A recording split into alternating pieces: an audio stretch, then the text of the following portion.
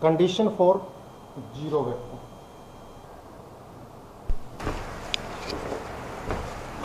When we add different vectors, जब हम अलग अलग वेक्टर्स को ऐड करते हैं तो उनका रिजल्टेंट जीरो कब आता है? That is the condition for zero vector. जब हम डिफरेंट वेक्टर्स को ऐड करते हैं और ऐड करने पे उनका रिजल्टेंट जीरो कब आता है, यह है condition for zero resultant vector. कब आता है? कि जब हम कितने ही वेक्टर्स को, any number of vectors, when they are added, जब उनको हम ऐड करते हैं इन सेम ऑर्डर, बाय या as various side of closed polygon. मतलब जितने वेक्टर हैं, वेक्टर का क्या होना चाहिए? मैग्नीट्यूड एंड डायरेक्शन दोनों को रिप्रेजेंट करना चाहिए. वो कंडीशन है पहली बात तो ये कि when a vector is representing both magnitude and direction, हम कितने ही वेक्टर्स लें, any number of vector, when they are added as a side of polygon, मतलब उसको हम पॉलीगॉन की साइड की तरह से उसको ऐड करें. और पॉलीगॉन भी कौन सा? क्लोज पॉलीगॉन, यानी जो उसकी पॉलीगॉन की सारी साइड्स को रिप्रेजेंट करे इन सेम, मतलब उसकी जो है पॉलीगॉन की सारी साइड इन सेम ऑर्डर. ऑर्डर सेम रहना चाहिए, ऑर्डर चेंज नहीं होना चाहिए. when we add, listen carefully, when we add any number of vectors representing both magnitude and direction by the side of closed polygon in same order, then resultant vector is zero. मतलब हम कितने ही vectors को जो magnitude and direction को represent कर रहे हैं,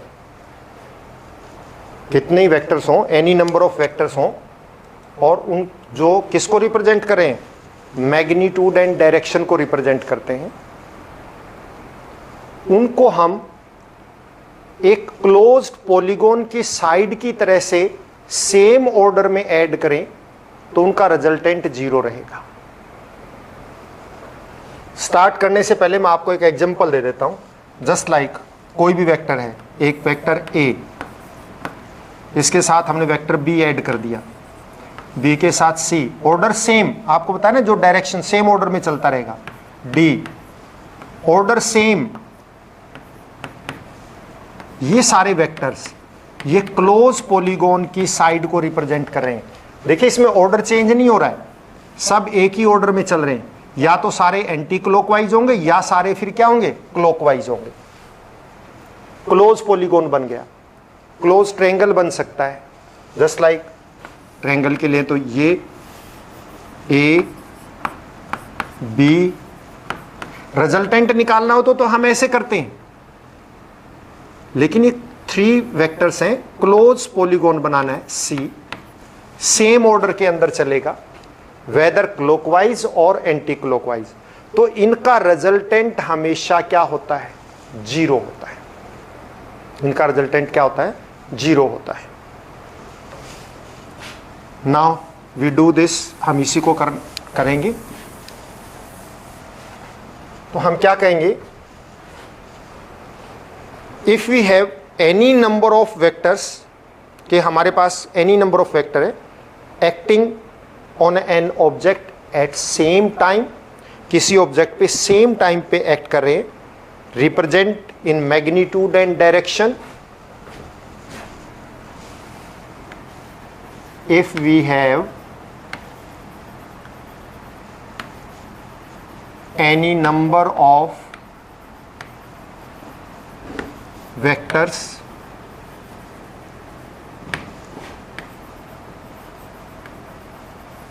acting on an object at same time मतलब साइमल्टेनियसली। कहने का मतलब सिंपल सा बात कहें हम कि एक ही ऑब्जेक्ट पे बहुत सारे फोर्सेस लग रहे हो। Force is a vector, force जो है वो क्या होता है, वेक्टर होता है।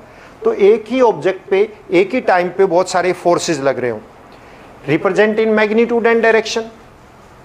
मतलब एक ही टाइम पे एक ही ऑब्जेक्ट पे बहुत सारे वेक्टर एक्ट कर रहे हैं, एंड वो किसको रिप्रेजेंट कर रहे हैं, रिप्रेजेंटिंग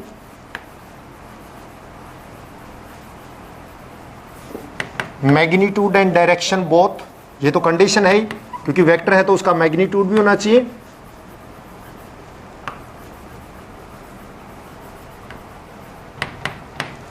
और वो डायरेक्शन भी रिप्रेजेंट करना चाहिए। तो मैग्नीट्यूड और डायरेक्शन को दोनों को रिप्रेजेंट कर रहा है by various side of close polygon.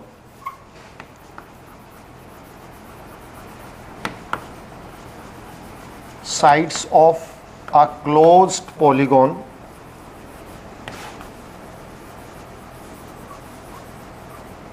in same order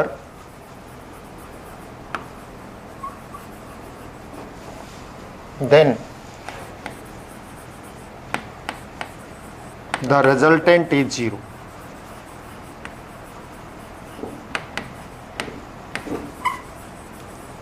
And body is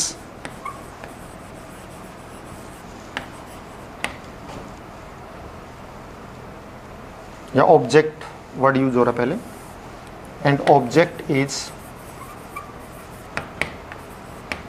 in equilibrium.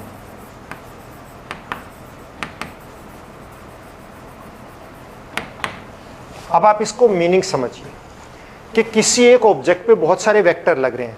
For example एक ऑब्जेक्ट के ऊपर बहुत सारे फोर्सेस लग रहे हैं एक ही टाइम पे।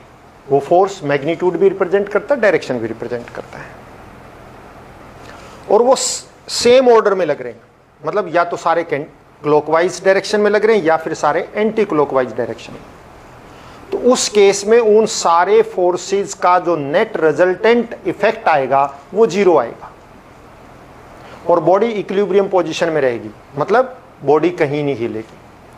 फॉर एग्जांपल एक सिंपल डेली लाइफ का एग्जांपल देता हूं मैं। एक बॉक्स है, एनी बॉक्स, ये बॉक्स है, इस पे फोर्स लग रहा है, इधर भी इधर भी इधर भी इधर भी, सेम टाइम पे ये जो है फोर्सेस लग रहे हैं इसके ऊपर। या आप यूं कहिए कि इस बॉक्स के ऊपर डायरेक्शन वाइज करें तो इधर भी फोर्स लग रहा है, इधर भी फोर्स लग रहा है, इधर भी फोर्स लग रहा है, इधर भी फोर्स लग रहा है, एक ही डायरेक्शन में। तो इस केस में इन सारे फोर्सेस का जो इफेक्ट होगा वो 0 हो जाएगा और ये इक्विलिब्रियम पोजीशन में रहेगा, मतलब बॉक्स कहीं पे भी मूव नहीं करेगा, क्योंकि इन सारे फोर्सेस के सेम ऑर्डर में लगने की वजह से इनका रिजल्टेंट जो है 0 हो जाता है, यानी इनका इफेक्ट 0 हो जाता है, जिसकी वजह से ये बॉक्स मूव नहीं करेगा।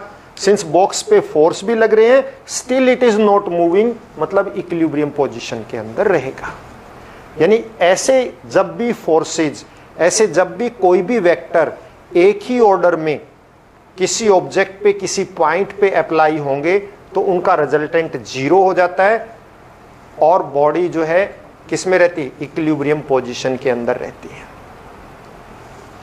ये कंडीशन है रिजल्टेंट 0 के लिए।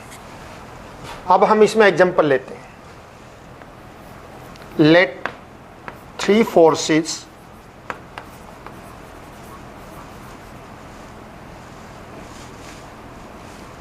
हैं और या फिर वेक्टर्स का ये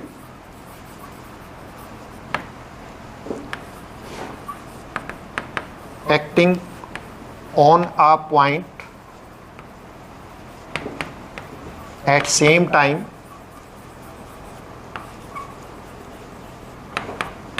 representing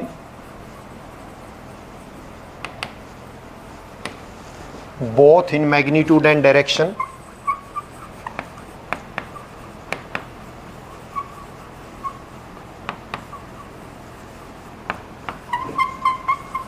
and direction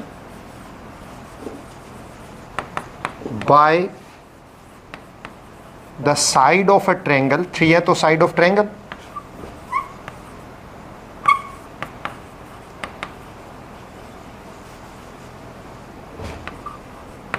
in same order, तीनों की तीनों सेम ऑर्डर में, मतलब या क्लॉकवाइज या एंटी क्लॉकवाइज, या तो तीनों किस में लग रहे हैं, क्लॉकवाइज में लग रहे हैं, या फिर तीनों किस में लगेंगे, क्लॉकवाइज एंटी क्लॉकवाइज में, देन द रिजल्टेंट इज 0। उनका रिजल्टेंट क्या होगा, and object will be in equilibrium, मतलब ऑब्जेक्ट के कहीं मूव नहीं करेगा, वो एक ही पोजीशन पे रहेगा इक्विलिब्रियम स्टेट में। We can represent it like that, हम इसको ऐसे रिप्रेजेंट कर सकते हैं, वन फोर्स से A which represent the side OA,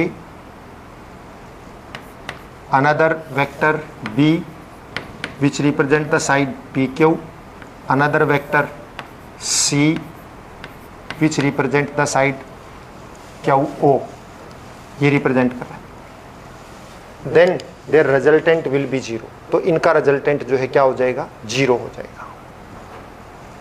result क्या निकलेगा, देखिए इस केस में हमने अभी किया कि वेक्टर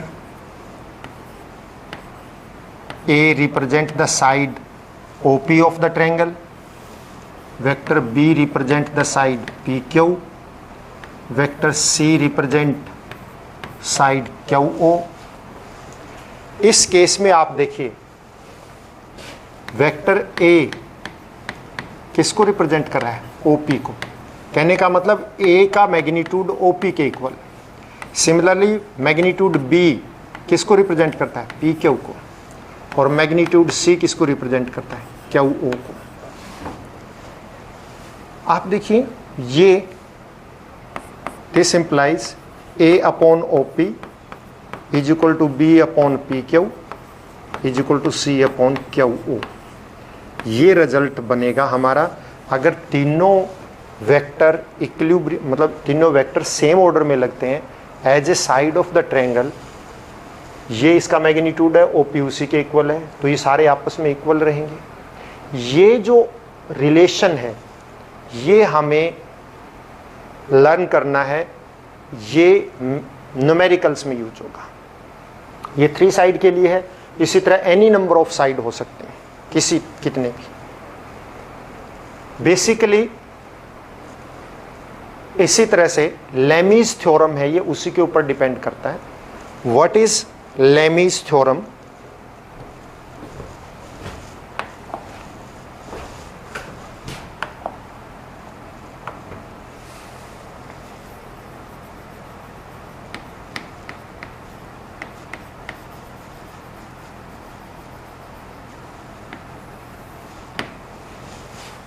मैं स्टेटमेंट नोट करता हूं, फिर उसके बाद उसको समझाता हूं। इफ 3 फोर्सेस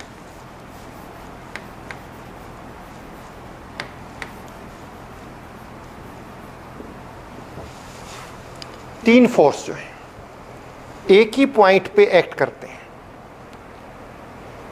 इक्विलिब्रियम में। इक्विलिब्रियम का मतलब समझ गए ना कि एक दूसरे के इफेक्ट को वो कैंसिल कर देते हैं। If 3 forces acting at a point are in equilibrium, if 3 forces acting at a point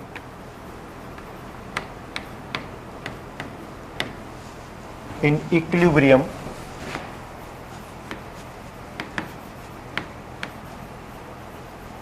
मतलब तीनों का इफेक्ट जो है वो कैंसिल हो जाता है, यानी ऑब्जेक्ट के ऊपर कोई इफेक्ट नहीं आता। ऑब्जेक्ट जो है किस में रहेगा, इक्विलिब्रियम कंडीशन में रहेगा।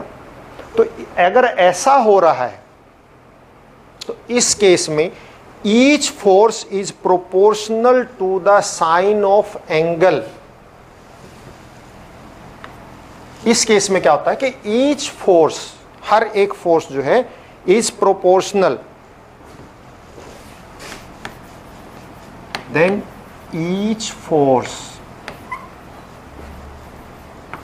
is proportional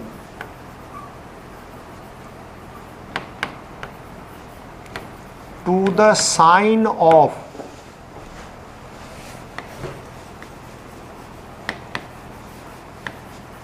angle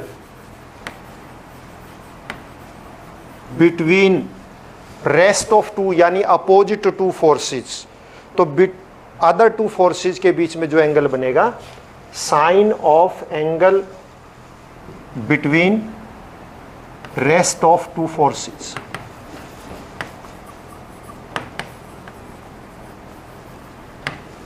Lami's theorem ये कहते हैं। देखिए इसको अच्छी तरह से समझने के लिए क्या है, एक ही पॉइंट पे थ्री फोर्स,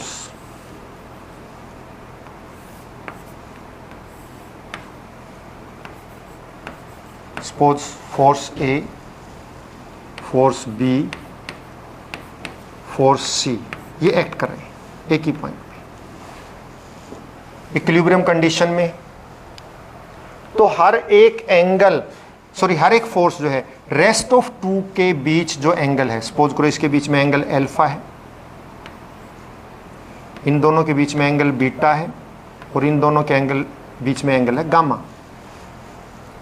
तो हर एक force rest of two forces के बीच में जो एंगल है उसके साइन के डायरेक्टली प्रोपोर्शनल होता है, इज प्रोपोर्शनल टू द, देखिए क्या कहा, if three forces acting at A point, एक पॉइंट पे एक्ट कर रहे हैं इन इक्विलिब्रियम, इक्विलिब्रियम कंडीशन का मतलब क्या है, अपोजिट कर दो एक दूसरे के, इफेक्ट को कैंसिल कर देंगे, then each force is proportional, each force मतलब जैसे A, proportional to the sine of angle between rest of two forces, rest of two forces, अगर एक ही बात करें तो rest of two forces B and C, इनके बीच का एंगल अल्फा इसके साइन के डायरेक्टली प्रोपोर्शनल होता है। Mean to say A is directly proportional to sine alpha.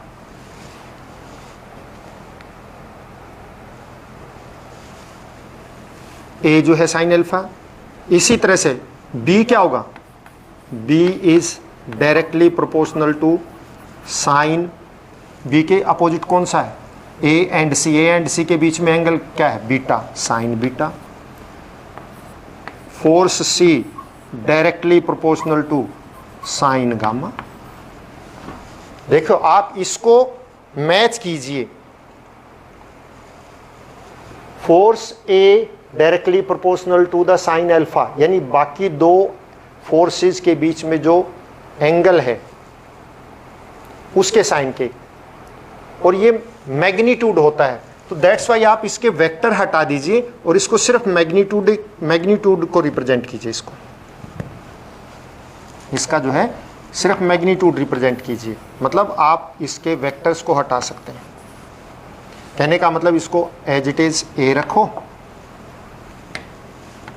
Magnitude हो गया, ये बी का मैग्नीट्यूड हो गया, ये सी का मैग्नीट्यूड। ये कह रहा है कि कोई भी फोर्स जो लग रहा है उसका मैग्नीट्यूड रेस्ट ऑफ टू जो फोर्स है उसके बीच में जो एंगल है उसके साइन के डायरेक्टली प्रोपोर्शनल होता है। अब आप देखिए यहां से A directly proportional to sine alpha, let A is equal to K sine alpha, equal to में कन्वर्ट कर दिया हमने, तो इसका मतलब क्या हो जाएगा, और A upon sine alpha is equal to K हो जाएगा। नंबर वन देखो इसको, ठीक इसी तरह से इसको लीजिए, B directly proportional to sine beta, तो बी किसके इक्वल होगा बेटा, B equal to K sine beta, और बी साइन बीटा नीचे ले आओ तो B upon sine beta is equal to K. Number two, C directly proportional to sine L gamma, ये गामा का साइन है, तो C is equal to K sine gamma,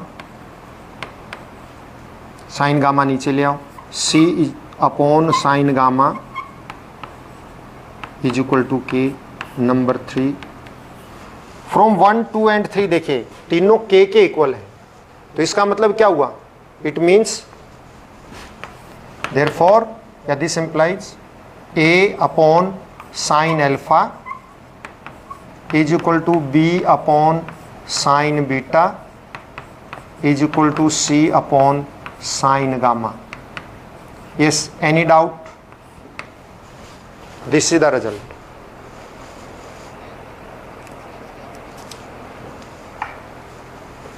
it is similar condition. Similar condition में constant same होता है, that's why, क्योंकि condition वही है. जैसे ए के अपोजिट बी एंड सी है तो बी के अपोजिट ए एंड सी है और सी के अपोजिट ए एंड बी है. तो कंडीशन सिमिलर है क्योंकि ये इक्विलिब्रियम कंडीशन के अंदर है, तो सब में तीनों में कंडीशन सेम रहेगी, तीनों का कांस्टेंट सेम होगा, दैट्स वाई तीनों की वैल्यू सेम रहेगी. सेम कंडीशन के अंदर जो कांस्टेंट होता है वो भी सेम रहता है. This is Lami's theorem. अब इक्विलिब्रियम, कोई ऑब्जेक्ट, यहां पे कंडीशन है सबसे पहले कि object must be in equilibrium. Equilibrium में कब होगा? इक्विलिब्रियम कंडीशन कब लगेगी, मतलब ऑब्जेक्ट मूव कब नहीं करेगा, या इन अदर वर्ड्स कह सकते हैं कि ऑब्जेक्ट के ऊपर फोर्सेस अप्लाई हो रहे हैं, still it is not changing its position, मतलब अभी भी वो उसकी पोजीशन को चेंज नहीं कर रहा है. इसका मतलब फोर्सेस का जो रिजल्टेंट है वो क्या हो रहा है, जीरो हो रहा है. तो इक्विलिब्रियम कंडीशन की सीधी सीधी बात है,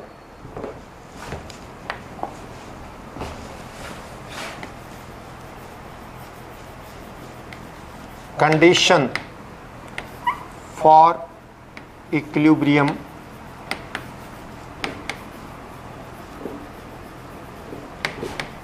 ऑफ एन ऑब्जेक्ट. कोई ऑब्जेक्ट इक्विलिब्रियम में है, उसके लिए क्या कंडीशन है?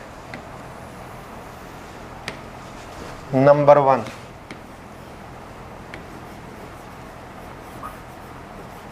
ऑब्जेक्ट के अंदर कोई लीनियर मोशन नहीं होगी.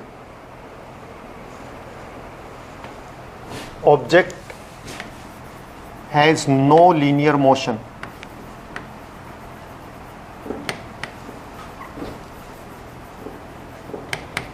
लीनियर मोशन क्यों नहीं है?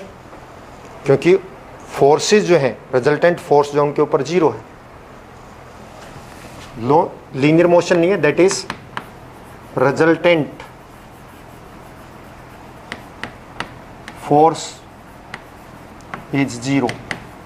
जब रिजल्टेंट फोर्स जीरो होगा तो उसके अंदर, ऑब्जेक्ट के अंदर मोशन नहीं होगी, और ऑब्जेक्ट किस में रहेगा? इक्विलिब्रियम कंडीशन में रहेगा.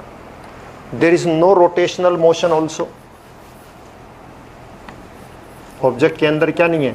There is no rotational, rotate भी नहीं करेगा. रोटेशन के लिए क्या चाहिए? मतलब ऐसे फोर्सेस चाहिए जो अपोजिट डायरेक्शन में मूव करते हो, यानी कि टॉर्क. तो यहां पे टॉर्क भी जीरो रहेगा क्योंकि रिजल्टेंट जीरो हो गया. इसका कहने का मतलब है there is the resultant torque, यानी कि torque acting on the object that is zero, कि इसके ऊपर जो टॉर्क है वो भी जीरो होगा. The torque produced due two forces is zero. मतलब ऐसा कोई फोर्स नहीं लग रहा है जो उसको रोटेट करवा सके. एंड मिनिमम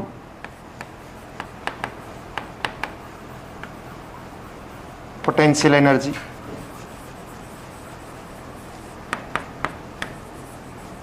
जब पोटेंशियल एनर्जी उसकी मिनिमम रहेगी, जब एनर्जी उसके अंदर पोटेंशियल एनर्जी मिनिमम रहेगी, तो इसका मतलब इक्विलिब्रियम कंडीशन में वो, यानी कि बॉडी मूव नहीं करेगी और वो इक्विलिब्रियम कंडीशन में रहेगा. ये मेन कंडीशंस हैं. इसके बाद next is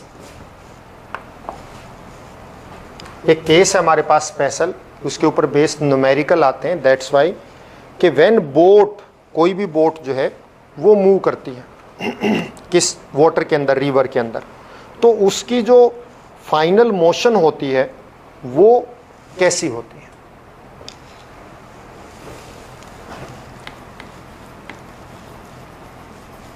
motion of a boat in river.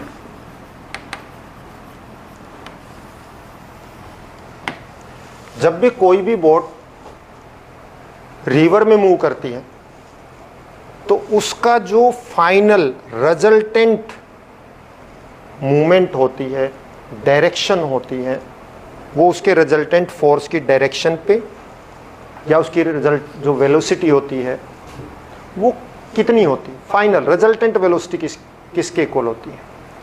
कोई भी बोट जब रिवर के अंदर मूव करती है तो उसकी रिजल्टेंट वेलोसिटी ऑलवेज उस बोट की वेलोसिटी और रिवर के वाटर के फ्लो की वेलोसिटी का रिजल्टेंट होती है। बोट का जो फाइनल यानी रिजल्टेंट वेलोसिटी किसके इक्वल होगी, बोट की अपनी वेलोसिटी और वाटर के फ्लो की वेलोसिटी का रिजल्टेंट के इक्वल बोट की वेलोसिटी होती है। क्योंकि हम ऑलवेज लोअर क्लासेस से पहले से पढ़ते आ रहे हैं कि कोई बोट डायरेक्ट अपस्ट्रीम मूव कर रही है तो उसकी जो रिजल्टेंट वेलोसिटी क्या होती है, मतलब opposite to the direction of flow move करती है, बिल्कुल opposite.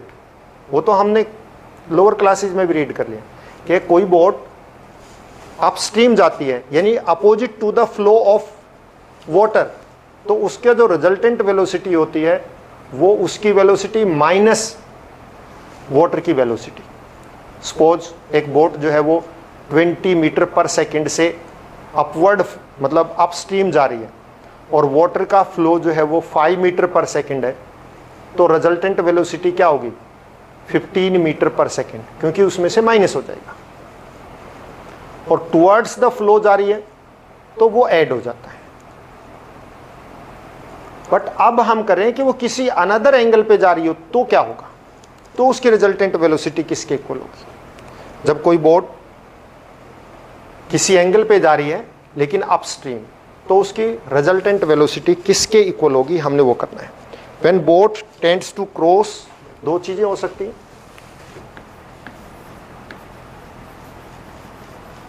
When boat tends to cross the river,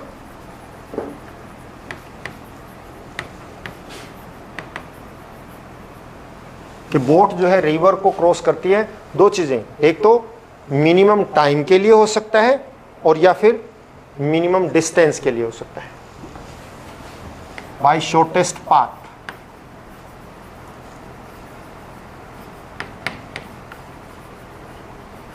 shortest path पे जाना चाहते हैं। आप देखिए सिचुएशन,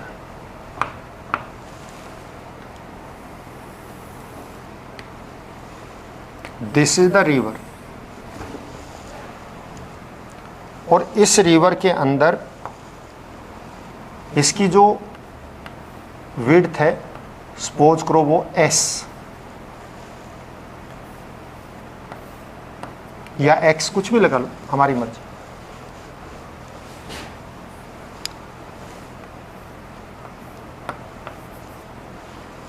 ये विड्थ है। अब मिनिमम डिस्टेंस क्या होगा, बोट शॉर्टेस्ट पाथ है।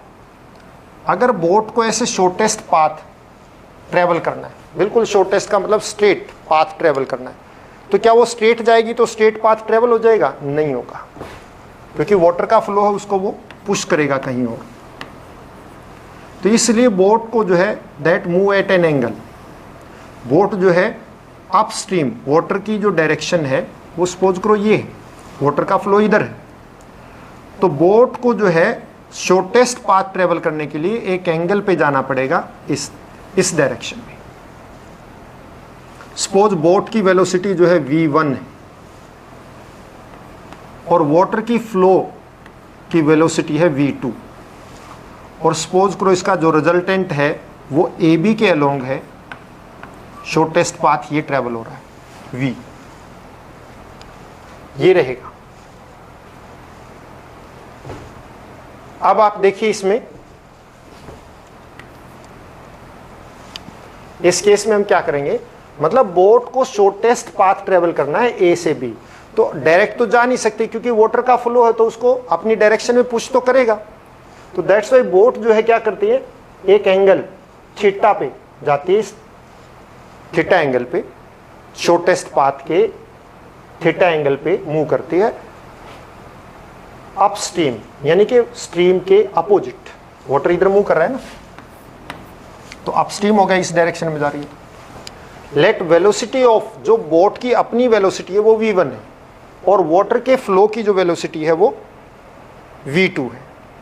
तो इसका जो शॉर्टेस्ट पाथ बनेगा, सपोज वो ab बनता है, और इसका जो रिजल्टेंट वेलोसिटी है वो हम सपोज कर लेते हैं v बनती है। We have to write this. Let boat move at an angle theta with AB. AB के साथ वो एंगल थीटा पे मूव करते हैं। Let boat move at angle theta to AB in upstream with a velocity v1 and velocity of water flow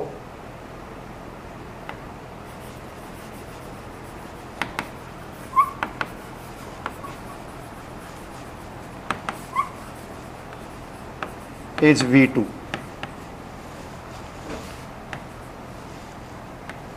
ये v1 और ये v2।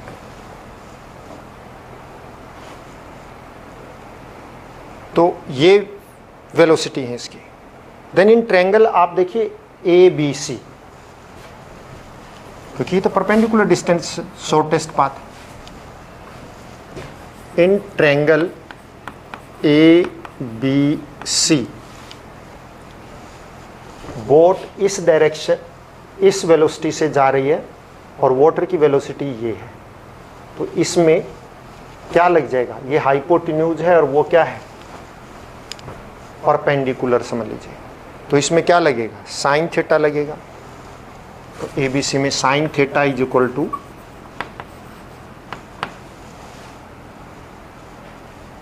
Perpendicular upon hypotenuse, यानी कि BC अपॉन AC, और we can say v2 upon v1, है ना, क्योंकि BC upon ये तो v2 अपॉन v1 आएगा। और इसमें ये तो v2 upon v1, final resultant v किसके इक्वल होगा, इसी ट्रायंगल में v किसके इक्वल है, this square minus this square, यानी v1 square minus v2 square, इसी के इक्वल होगा ना, क्योंकि ये हाइपोटेन्यूज का square minus this square is equal to this square, यानी कि अंडर रूट ले लिया। v2 upon v1 sine theta के इक्वल और v जो है इसके इक्वल है। अब आप जो है टाइम निकाल दीजिए इसका, टाइम किसके इक्वल होगा, टाइम टू क्रॉस दिस, तो टाइम किसके इक्वल होगा, टाइम टू क्रॉस रिवर। हमें पता है टाइम तो होता है t इज इक्वल टू क्या होता है, s अपॉन v, है ना, यानी distance upon velocity, because velocity is equal to distance upon time होता है। तो t is equal to s upon v, और यहाँ s हमने किसके इक्वल सपोज किया है, x के। v क्या है, v1 स्क्वायर, v का मतलब रिजल्टेंट वेलोसिटी, यानी कि जो एवरेज निकलेगी उसकी, वो v2 square under the root, ये इसका टाइम आएगा। Time is this x upon v1 square minus v2 square, क्योंकि इसका जो हमने विड्थ ली है वो किसके लिए इक्वल ली है, x के इक्वल ली है। ये तो अब t is equal to X upon v2 square minus v1 square minus v2 square under the root, this is the minimum time, मतलब this is the time required by the boat. और अगर आपको distance निकालना हो तो इसका मतलब क्या हो जाएगा, x इज इक्वल टू, आप वो करें तो x इज इक्वल टू क्या आ जाएगा, t into v1 square minus v2 square, ये x के इक्वल होगा। अब है कि when boat tends to cross for shortest time, मतलब कम से कम टाइम लगे, तब बोट की पोजीशन क्या होगी मिनिमम टाइम के लिए।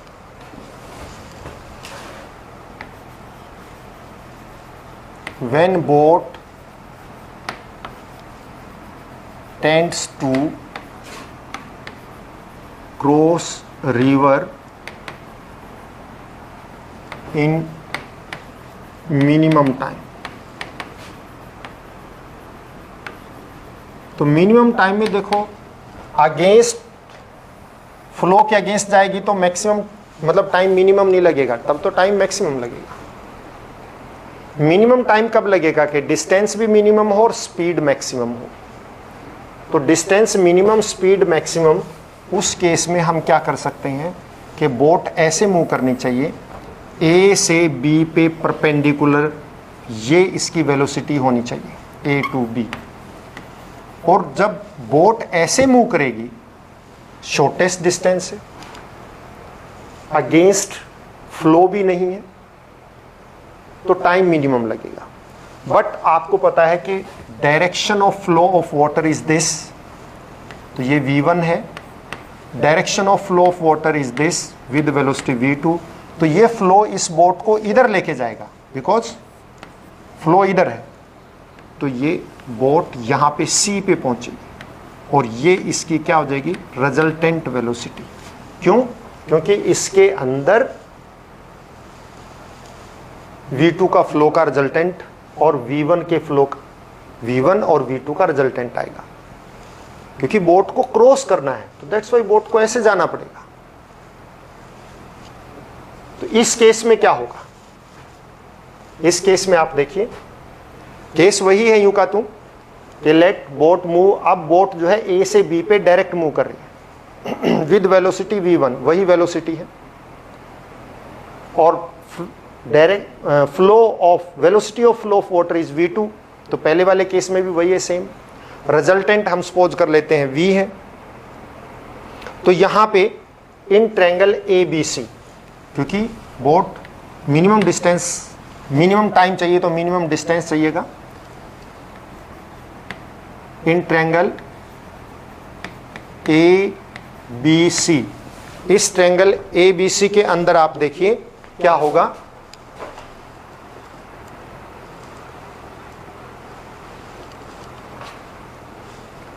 तो इसमें ABC में अब आप हमारे पास क्या है, इससे बोट मूव कर रही है और इससे वाटर का फ्लो हो रहा है, एक परपेंडिकुलर है और एक बेस है, यानी टेंजेंट लग जाएगा। एंगल वही, सपोज एंगल इनके बीच में थीटा, टेंजेंट थीटा क्या हो जाएगा BC अपॉन AB, और BC किसके इक्वल है V2 के इक्वल है, और AB क्या है V1, since tangent theta is equal to V2 upon V1, और इस केस में V क्या रहेगा, V इज इक्वल टू क्या आएगा V1 square plus V2 square under the root, क्योंकि यहाँ पे V जो है क्या है हाइपोटेन्यूज बनता है ट्रायंगल का, दैट्स वाई इसके इक्वल होगा। अब आप देखिए टाइम कितना लगेगा, टाइम टू क्रॉस रिवर, आपको होता है टाइम किसके इक्वल होता है डिस्टेंस अपॉन स्पीड यानी वेलोसिटी, एंड एस यानी कि हमने पहले ही माना था उस केस में x, जो इसकी विड्थ को x पोज किया था हमने, वही रहने देते हैं same to same x। v यहाँ पे क्या है v1 square plus v2 square under the root. अब रही बात x किसके इक्वल आएगा, अब आप यहाँ पे देखिए पिछले केस से कि यानी कि जो इसका डिस्टेंस है वो किसके इक्वल है,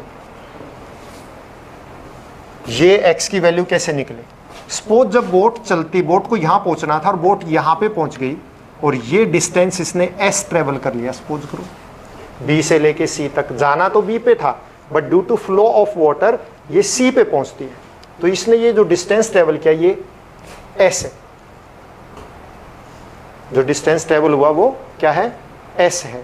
तो इसी तरह से फिर इसका ए सी डिस्टेंस जो है एक्चुअल में क्या है, इसका ए से लेके सी तक डिस्टेंस जो इस केस में बोट ने ट्रेवल किया वो क्या है, सॉरी ए सी है नॉट एक्स, क्योंकि बोट ने जो है क्या है डिस्टेंस ए से सी ट्रेवल किया है। तो आप यहाँ से एस हटा दीजिए क्योंकि हमने एस वहाँ पे ले लिया, कोई बात नहीं। चलो ए सी, एक मिनट, हमने एस अपॉन वी रखा था तो वहाँ पे एस मत लो, कुछ और ले लो, क्योंकि एस हमने वहाँ सिंबल में ले रखा है, वाई कर लो, चलो कोई बात नहीं। तो अब आप देखिए यहाँ पे एस यानी कि डिस्टेंस ए सी जो इसने ट्रेवल किया।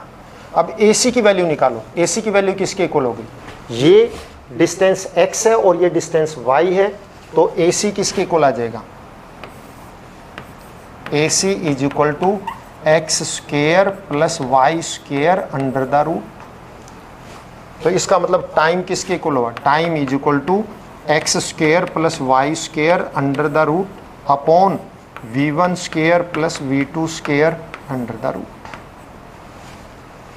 ध्यान से समझिए, यहां पर टेंजेंट थीटा हमने निकाला क्योंकि हमारे पास ये भी गिवन था और ये भी था, तो टेंजेंट थीटा जो v2 अपॉन v1 हो गया, और इसकी जो रिजल्टेंट वेलोसिटी है वो v है, किसके equal, v1 square plus v2 square under the root. अब टाइम कितना लगेगा, टाइम जो उसने डिस्टेंस ट्रेवल किया है डिवाइडेड बाय वेलोसिटी, इसकी फाइनल वेलोसिटी यानी रिजल्टेंट वेलोसिटी v है, और डिस्टेंस उसने कितना ट्रेवल किया, a से लेके c तक। जाना ए बी पे था लेकिन गई है वो ए सी पे, तो ए सी डिस्टेंस हो गया उसका, ये उसका रिजल्टेंट वेलोसिटी हो गई। ए सी की वैल्यू निकाल ली हमने, कैसे, ए सी जो है ये हाइपोटेन्यूज है, ये हमने x सपोज किया हुआ है, ये y सपोज किया हुआ है, तो ये जो रिजल्टेंट होगा वो क्या होगा, distance X square plus Y square under the root. So this is the time, distance upon velocity, ये मिनिमम टाइम लगेगा उसको क्रॉस करने के लिए।